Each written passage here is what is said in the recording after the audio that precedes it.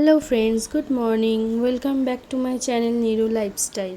তো আমি এখানে সকাল সকাল উঠে পড়েছি। মা আমাকে একটু মেথি মৌরি ফোটানো জল দিয়েছে, সেটা আমি তাড়াতাড়ি করে খেয়ে নিলাম। তো এটা আমি কোনো রকম মিষ্টি ছাড়াই খাই। তো খাওয়ার পরে ভাবলাম কলেজের কিছু কাজ আছে, সেগুলো কমপ্লিট করে নিই। তো এখানে আমি কাজটা করছিলাম, তারপর বসে বসে ফোন ঘাঁটছিলাম। ভাবলাম না যাই স্নানটা করি।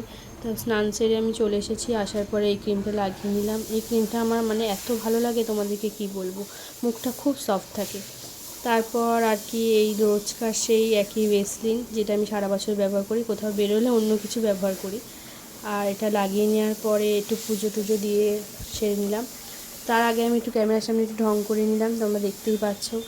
তো পুজো দেওয়ার পরে এখানে মা যে রান্নাগুলো করতে বলে গেছিলো সেগুলো করে নিলাম। শিম আলুর ঝোল আর পাশে লাউ পাতা বাটা করেছি, কারণ আজকে শনিবার, আমাদের নিরামিষ।